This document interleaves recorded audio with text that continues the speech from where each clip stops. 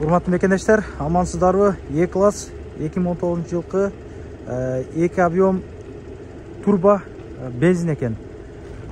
Ухоженный машина, таксиде жүргөн. Таксиден кийин полный капитальный ремонт болду дейт. Арзан баада срочно сатайын дейт. Чалып байланышып, баасын сүйлөшүп аласыздар. Мерске кызыккандарга, ушундай машина алам дегендерге жөнөтүп нары бери кылып коесуздар. Салону таза, чистый, жыт-пыты жок экен. Сыртында дагы кыла турган иши жок. Кузовда зимний дөңгөлөктөрдө. Эми бул мерстерде комплектациясы полный эле болот, память сиденьялары бар экен. Пробеги 340 деди, ошондой деди. Мына бардык ызычуулары бар. Таксиде жүргөн ушундай машина.